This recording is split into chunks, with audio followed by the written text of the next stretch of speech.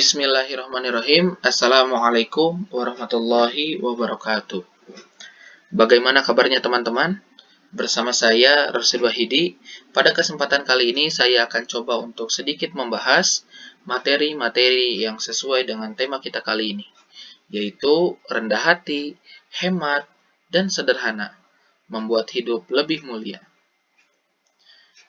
Mengapa di sini saya tertarik untuk membahas ketiga sikap yang telah saya jelaskan tadi?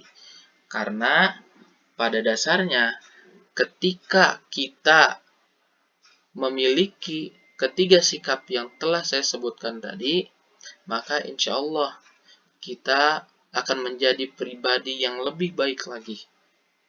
Akan menjadi pribadi yang dicintai tidak hanya oleh masyarakat sekitar kita, tidak hanya oleh keluarga-keluarga yang dekat di lingkungan kita, melainkan kita pula akan dicintai oleh sosok terpenting dalam hidup kita, yaitu Zat Sang Pencipta, Zat yang Maha Kuasa, yaitu Allah Subhanahu wa Ta'ala. Karenanya, tujuan dari diajarkannya materi kita kali ini karena semata-mata kita mengharap ridho dari Allah Subhanahu wa Ta'ala. Agar apa? Agar kita menjadi seorang muslim yang lebih baik lagi dari sebelumnya. Karena tidak bisa dipungkiri bahwasanya ketika kita menjadi pribadi ataupun menjadi orang yang di dalamnya terdapat sikap rendah hati, lalu ada hemat dan juga sederhana, kita akan mengarungi kehidupan ini dengan lebih tenang, dengan lebih tentram. Karena akan sedikit sekali mudorot ataupun kerusakan yang dapat kita timbulkan berkat adanya sikap yang kita miliki ini. Karenanya, sebagai seorang muslim, jangan sampai bosan.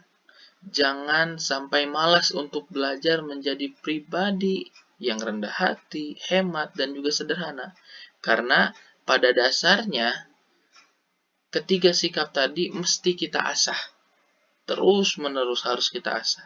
Agar ke depannya kita sudah terbiasa akan ketiga sikap tadi. Baiklah, tanpa perlu berlama-lama lagi, kali ini saya akan membahas ketiga materi tersebut, minimalnya agar kita semakin meyakini bahwa ketiga sikap tadi merupakan sikap yang mulia yang patut untuk kita lakukan dalam kehidupan sehari-hari. Kita menuju ke materi pertama, yaitu tentang rendah hati. Apa saja sih yang mesti kita ketahui tentang rendah hati ini? Yang pertama sudah jelas, yaitu definisinya terlebih dahulu ya.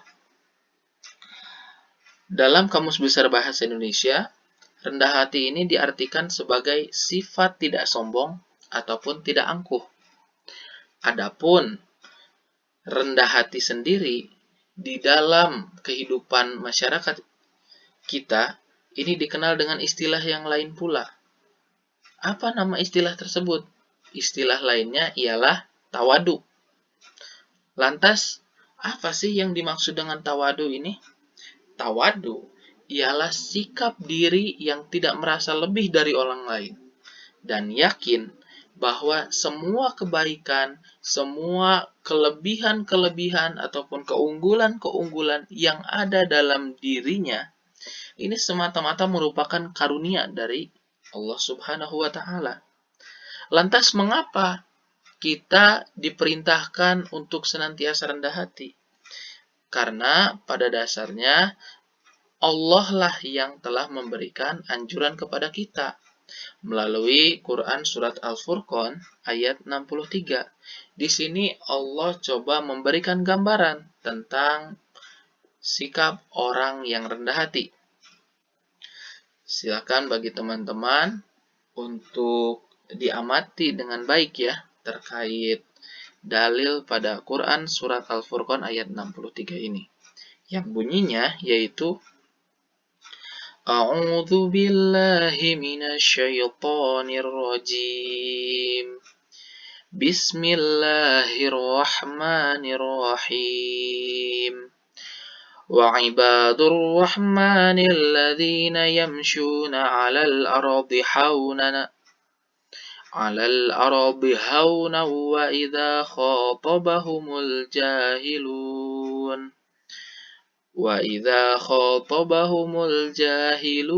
qalu salama.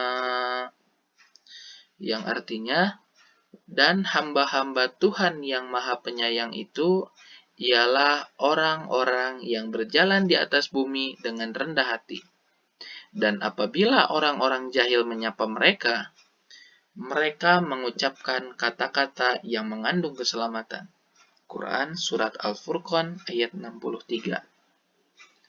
Jadi, pada materi rendah hati ini, setidaknya dapat kita garis bawahi, terdapat 3 poin dalam ciri-ciri dari rendah hati ini sendiri. Lantas apa saja poin tersebut?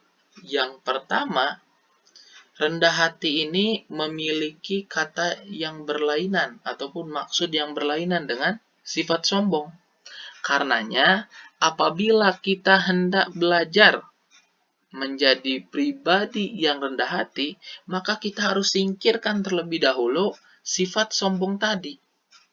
Jangan sampai kita masih menanamkan sifat sombong di dalam diri kita. Karena apa yang mesti kita sombongkan? Sebagai seorang hamba ini, apa yang mesti kita sombongkan?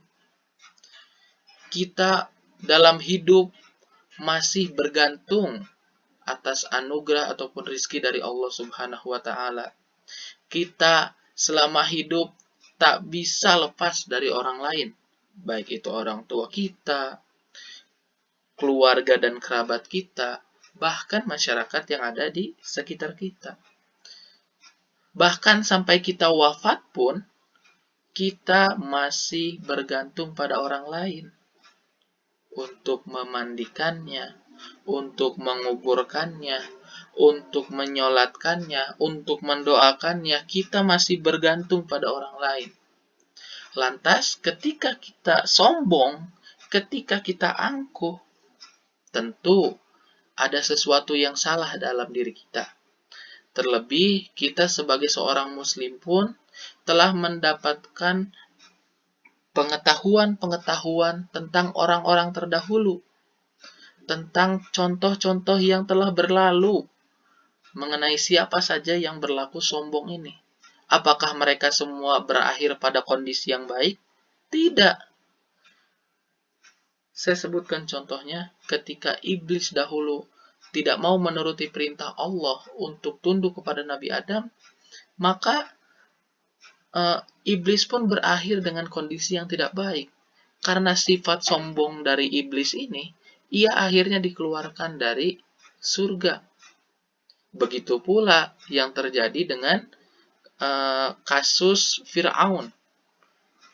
Ketika beliau dengan sombongnya mengaku sebagai Tuhan dan menolak mentah-mentah ajakan dari Nabi Musa, maka apa yang beliau dapatkan? Beliau dan bala tentaranya mendapatkan musibah, mendapatkan peristiwa yang tidak dikehendaki oleh setiap orang yang ada di dunia ini.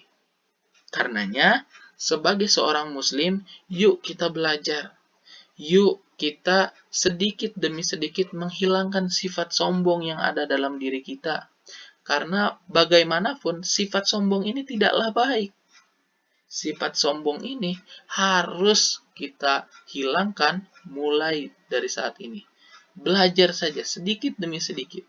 Agar nantinya yang muncul ini sikap rendah hati kita, bukan sikap sombong kita. Itu yang dimaksud pada poin pertama, yaitu tidak sombong. Lalu, pada poin kedua, ketika kita hendak menjadi pribadi yang rendah hati, maka kita harus senantiasa merasa diri ini tidak lebih baik dari orang lain. Artinya apa? Kita ini tidak menganggap remeh orang lain. Kita ini tidak menganggap bahwasanya orang lain yang ada di luaran sana itu kedudukannya ataupun derajatnya lebih rendah dari kita. Jangan sampai berpikiran seperti itu. Karena kita tidak pernah mengetahui bahwasanya di luaran sana pun banyak kok yang lebih dari kita. Lantas apa sih yang membuat kita mesti merasa lebih baik dari orang lain? Merasa lebih tinggi kedudukannya dari orang lain? Jangan sampai seperti itu. Kita sebagai seorang muslim yang baik harus memiliki anggapan bahwasanya orang lain pun memiliki hak yang sama, memiliki kewajiban yang sama. Karenanya jangan sampai kita sebagai seorang muslim ini menganggap orang lain lebih rendah dari kita. Nauzubillahi min zalik. Jangan sampai seperti itu. Kita harus bisa menganggap orang lain ini memiliki kebaikan pula. Tidak hanya kita, orang lain pun sama. Karena toh status kita sama-sama hamba kok. Karena toh kita ini sebagai seorang manusia memiliki kebutuhannya masing-masing. Jangan sampai orang-orang yang memiliki gaji di atas sana menganggap profesi lain ini lebih rendah, lebih hina. Tidak boleh. Tidak boleh seperti itu. Karena pada dasarnya kita sebagai manusia ini saling membutuhkan satu sama lain. Lalu pada poin yang ketiga, ketika kita hendak menjadi pribadi yang rendah hati ini, harus memperhatikan aspek ini. Apakah aspek itu? Aspek ketiga ini ialah kita senantiasa meyakini, kita sudah menyadari dalam diri kita bahwasanya setiap kelebihan, setiap keunggulan yang terdapat dalam diri kita pada hakikatnya merupakan karunia dari Allah. Tidak ada yang lain. Apapun yang kita miliki, misalnya harta ataupun kekayaan yang kita miliki, itu pada hakikatnya anugerah dari Allah. Mau kalian punya kebun sehektar, mau kalian punya tambak peternakan yang begitu luas, mau kalian memiliki harta seluas samudra pun, itu pada dasarnya merupakan anugerah dari Allah Subhanahu wa Ta'ala. Jangan sampai teman-teman bersikap angkuh dan sombong. Oh, banyaknya harta ini merupakan usaha saya loh. Oh, mengapa saya bisa sepintar ini, bisa secerdas ini? Karena hasil usaha saya loh. Saya baca buku tiap hari dan sebagainya. Pada dasarnya itu merupakan anugerah dari Allah Subhanahu wa Ta'ala. Karena apabila kita tidak dikehendaki menjadi pribadi tersebut, maka tidak akan jadi. Emangnya kita bisa untuk menentukan segala sesuatunya?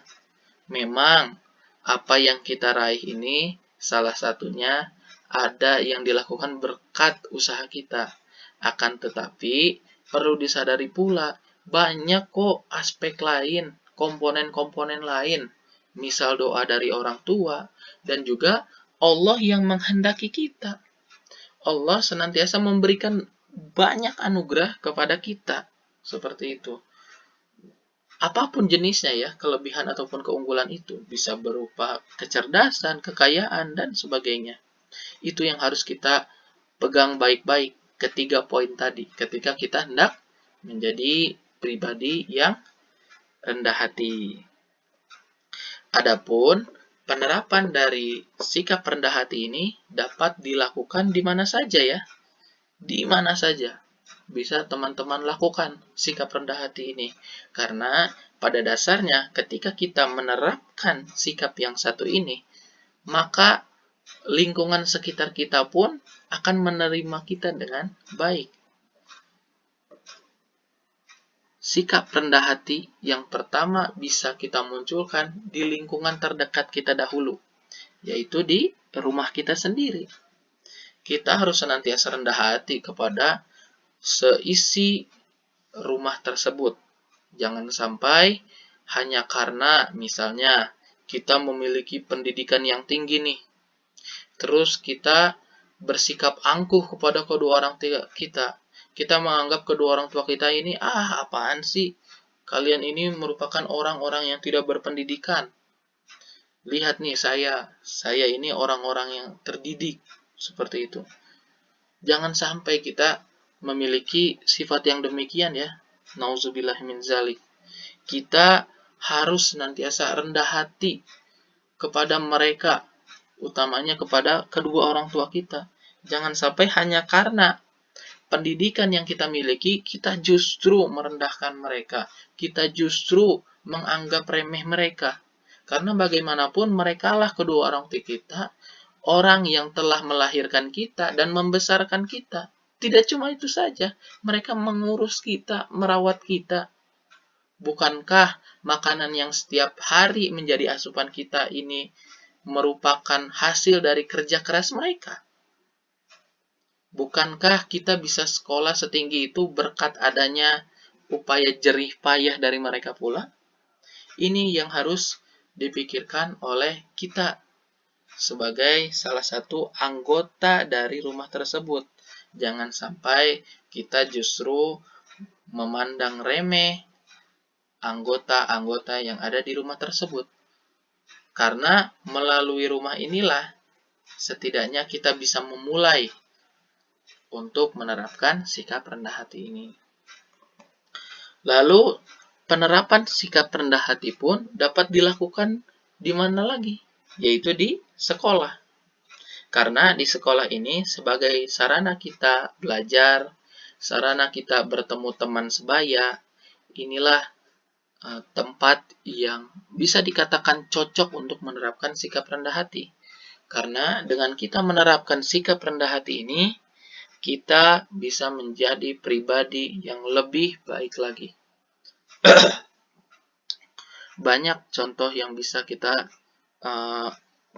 terapkan dalam kegiatan rendah hati ini di sekolah. Seperti halnya kita saling menghargai antar rekan sebaya, antar teman-teman sebaya ini kita bisa saling menghargai. Lalu kepada guru yang mengajar kita pun kita bisa senantiasa menghormatinya. Itu pun merupakan sebuah perbuatan yang rendah hati, seperti itu. Meskipun kita dianugerahi oleh misal bakat yang luar biasa, kecerdasan yang begitu mumpuni, akan tetapi perlu diingat, di lingkungan ini kita harus senantiasa menerapkan sikap rendah hati. Karena dengan kita bersikap rendah hati, insya Allah kebaikan pun akan muncul kepada diri kita dan juga lingkungan kita. Selanjutnya, penerapan sikap rendah hati yang paling utama kita perlu lakukan di masyarakat sekitar kita.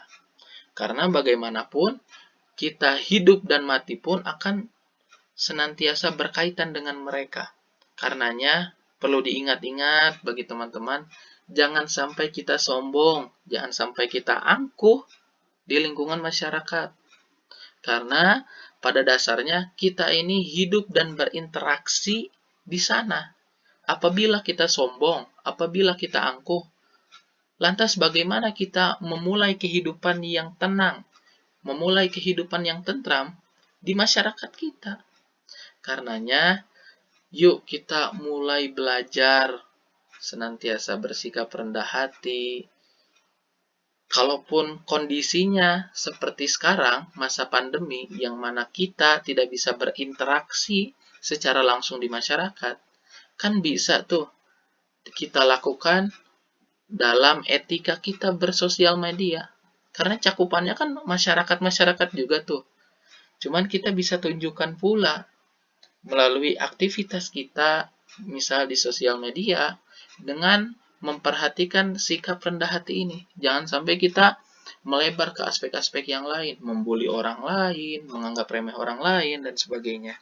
Itu harus kita hindari. Selanjutnya, sikap yang perlu kita pelajari selain rendah hati ialah hemat.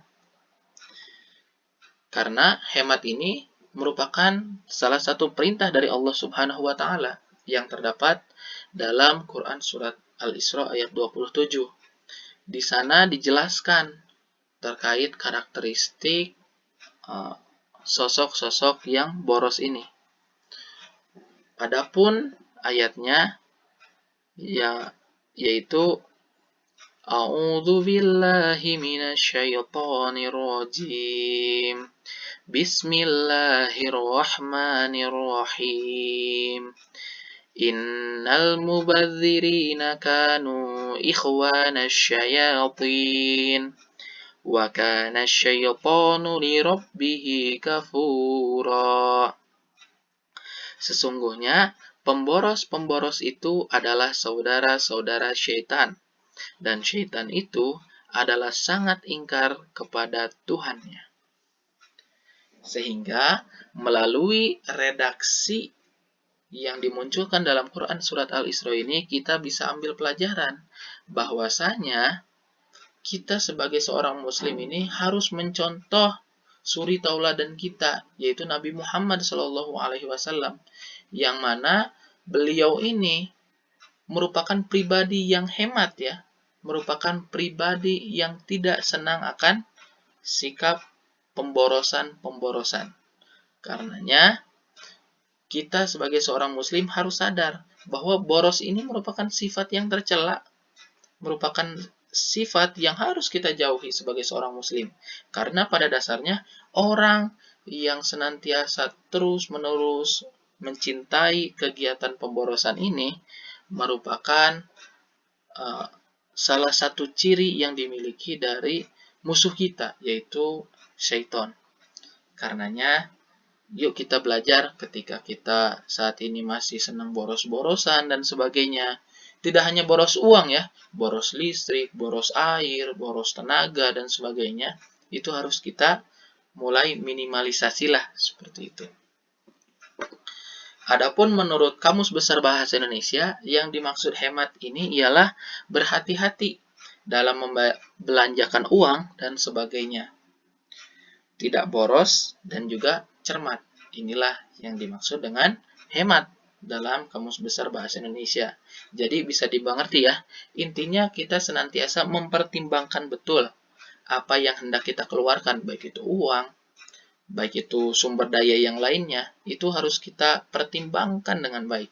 Jangan sampai kita menjadi pribadi yang boros. Kita harus cermat apa yang menjadi kebutuhan kita sehari-hari.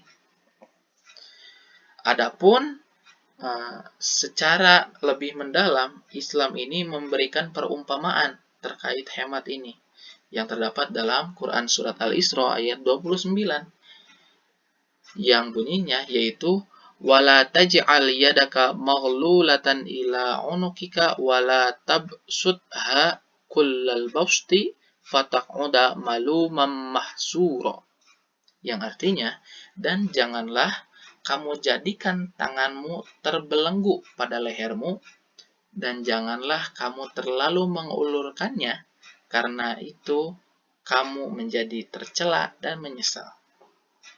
Di sini setidaknya terdapat dua ungkapan ya, ataupun dua kiasan di sini. Yang pertama, jangan jadikan tanganmu itu terbelenggu. Apa maksudnya tangan terbelenggu? Maksud dari tangan terbelenggu ini, kita susah untuk senantiasa mengulurkan tangan kita. Dalam artian kita susah untuk mengeluarkan apa yang seharusnya kita keluarkan.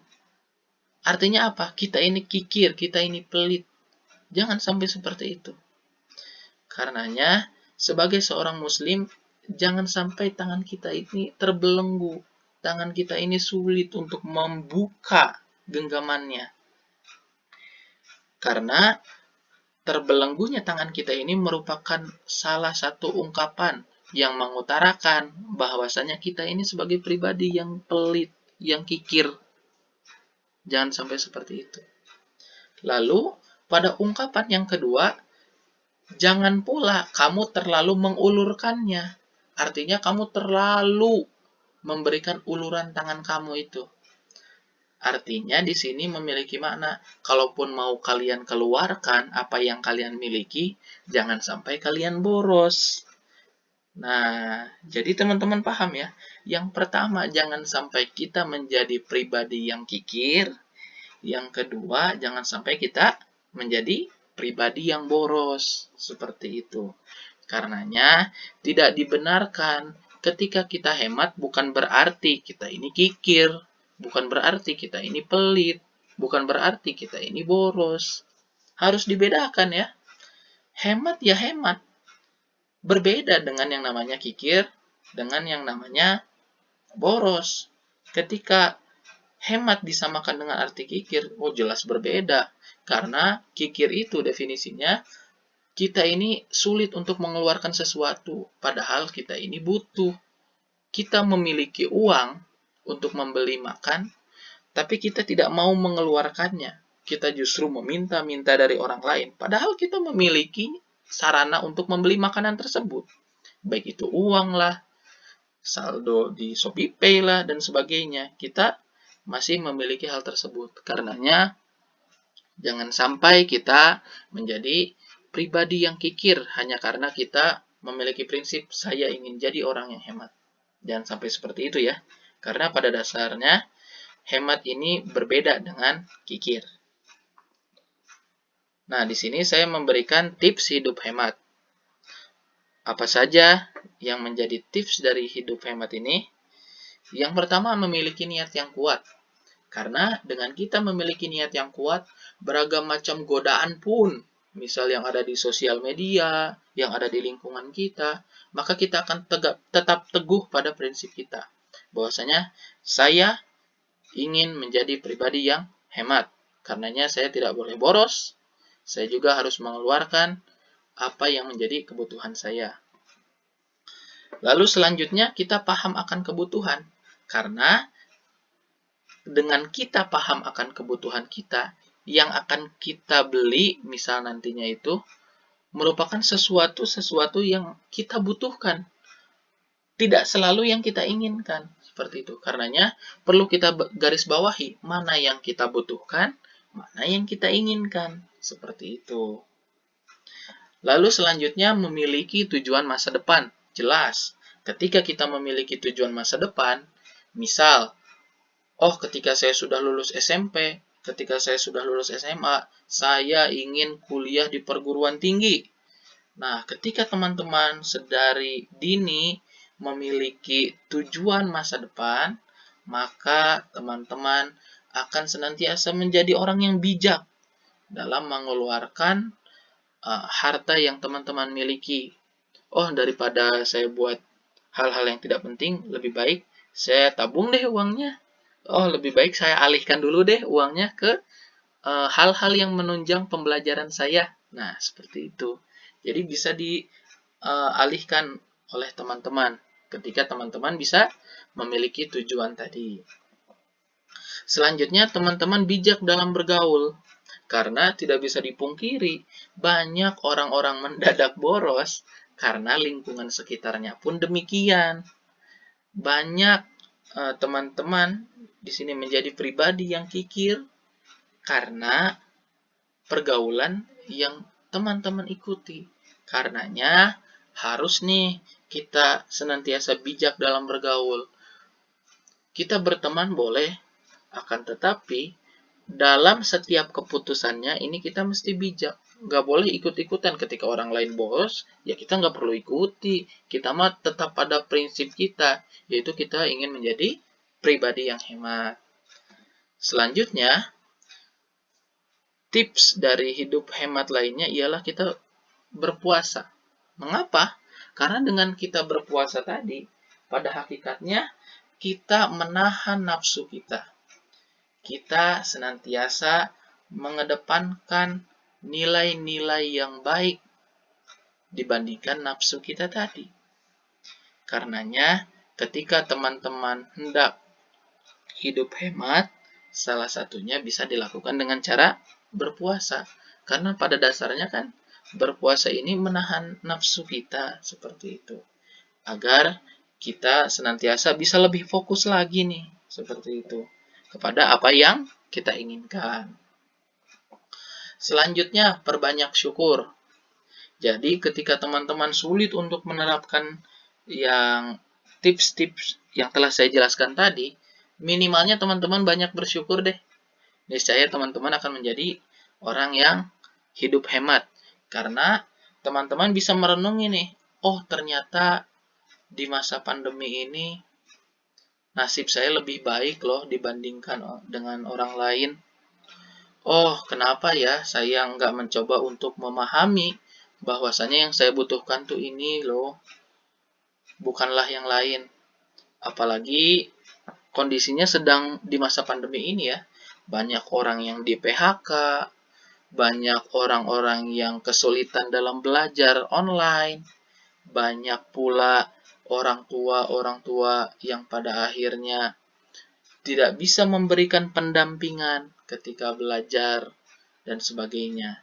Karenanya kita sebagai muslim yang baik melihat kondisi sedang pandemi seperti ini, mesti banyak bersyukurlah atas nikmat yang telah diberikan Allah kepada kita.